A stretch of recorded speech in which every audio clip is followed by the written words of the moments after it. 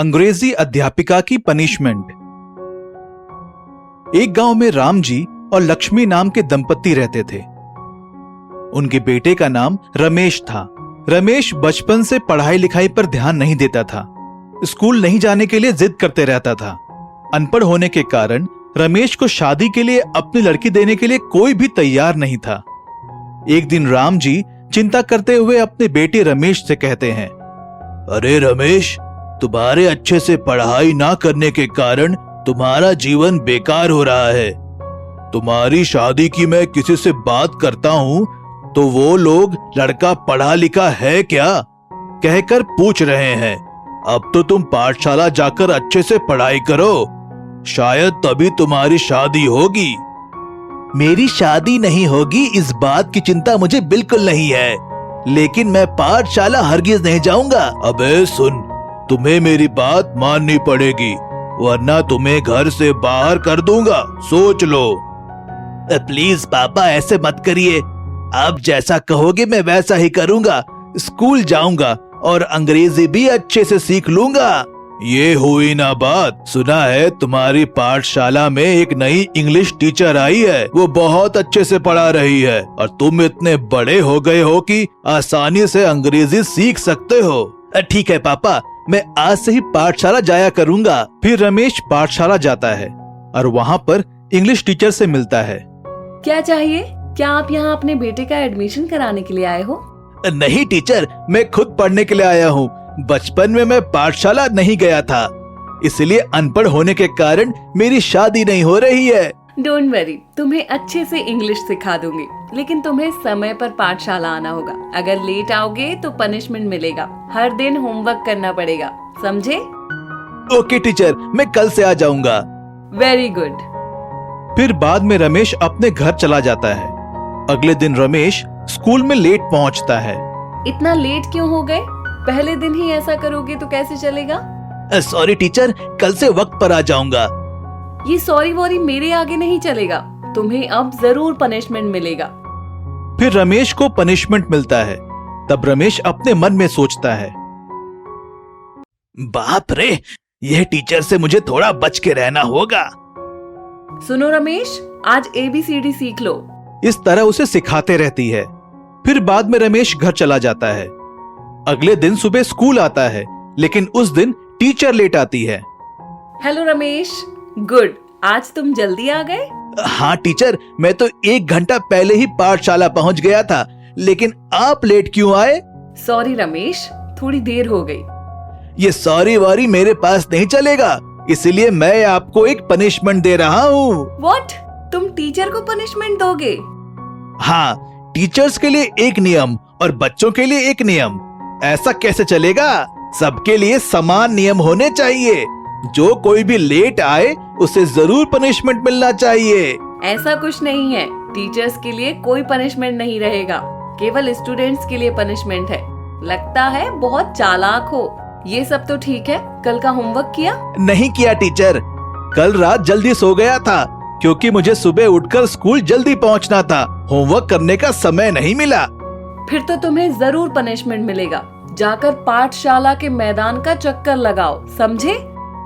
इस तरह कहते ही रमेश तुरंत मैदान का चक्कर लगाकर वापस क्लास में आता है।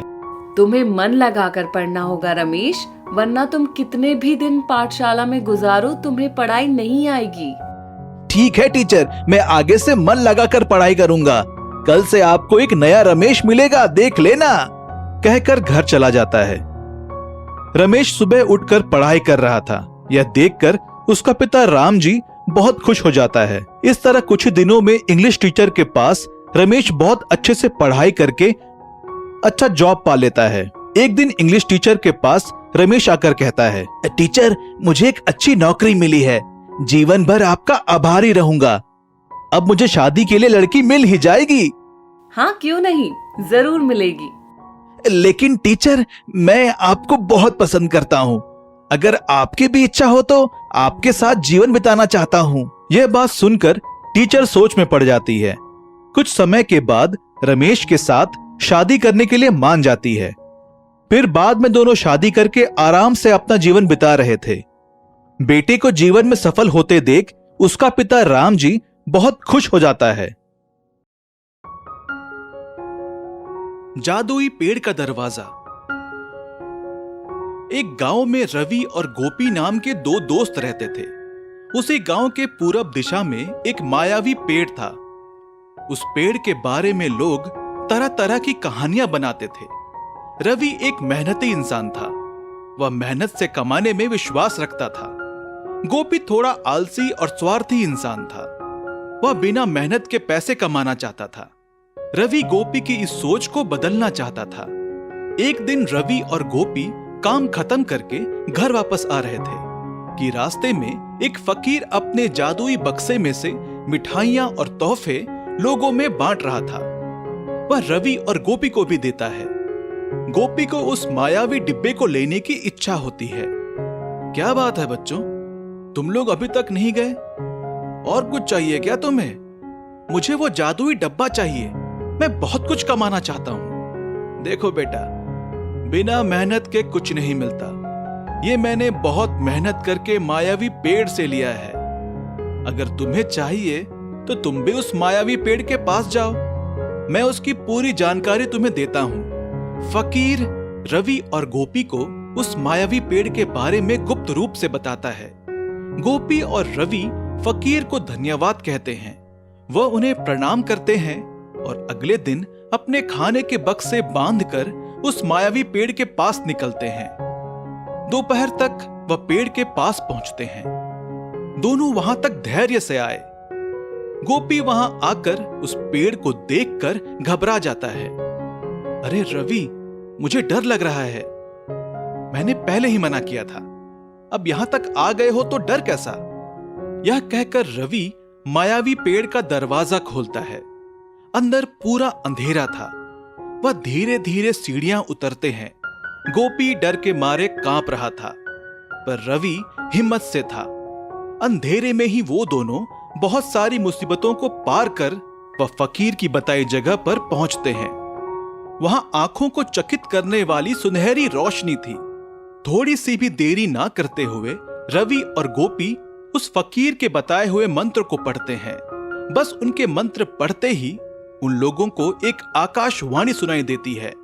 बच्चों, मैं तुम लोगों को एक एक वरदान देता हूं। मांगो क्या मांगना है, पर वरदान मिलने के बाद अपने अपने वरदान लेकर तुम लोगों को इस मायावी पेड़ से बाहर तुरंत निकलना है। रवि और गोपी मायावी पेड़ को प्रणाम कर अपनी अपनी इच्छाएं अपने अपने मन में मांग लेते हैं। गोपी आंख खोलकर देखता है। उसके पास हीरों से भरे थैले थे। गोपी उन हीरों के थैलों को देखकर खुशी से झूम उठता है। वह खुशी से रवि की ओर देखता है, मगर रवि के पास कुछ नहीं था। क्यों रवि, तुमने कुछ नहीं मांगा क्या? मेरी सबसे बड़ी दौलत तुम हो। मुझे और क्या चाहिए? चलो जल्दी यहां से, हमारे पास वक्त नहीं है। गोपी को रवि की बातें समझ में नहीं आई। वह दो थैले कंधे पर और एक थैला हाथ में पकड़कर चलने लगता है। रवि थैला पकड़ने में गोपी की मदद नहीं करता, क्योंकि यह आकाशवाणी का नियम था। रवि सिर्फ गोपी को जल्दी चलने के लिए कह रहा था। थोड़ी दूर जाने के बाद गोपी थक जाता है और वहां थैली नीचे रख देता है। रवि गोपी को देखकर, गोपी, हमारे पास वक्त नहीं है। हमें यहां से निकलना होगा, वरना हमारे प्राण चले जाएंगे। गोपी फिर से उन थैलों को अपने कंधों पर लाद कर वहां से निकलता है। 10 कदम भी चला नहीं कि पीछे से भयानक आवाज उनका पीछा करने लगी। गोपी अब और नहीं चल पा रहा था। वह बहुत ही मायूस होकर रवि की ओर देखता है और कहता है, रवि, तुमने मुझे बहुत बार समझाया कि लालच मत किया करो, पर मैंने तुम्हारी बात नहीं मानी। तुम जैसा दोस्त होना मेरी खुशकिस्मती है। यह मायावी पेड़ मेरी लालच की सजा मुझे देगा। तुम मुझे छोड़कर यहां से चले जाओ। तुम खुश रहो। गोपी के यह कहते ही वह भयानक आवाज उस तक पहुंच जाती है।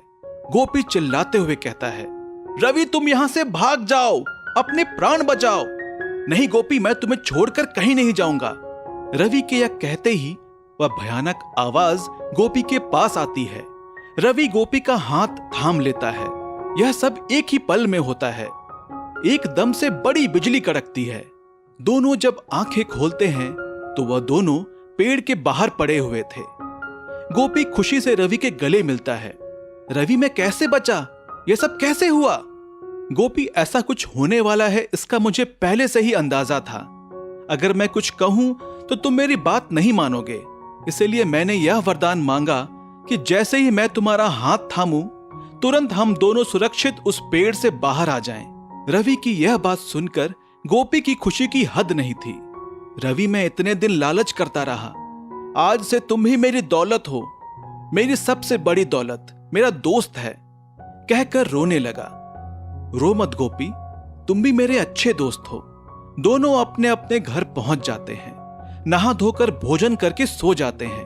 पलंग पर सो रहे रवि के तकिए के नीचे कुछ ऊंचा महसूस होता है। तुरंत रवि अपना तकिया हटाकर देखता है, उसके तकिए के नीचे फकीर के पास जो जादुई डिब्बा था वह दिखता है।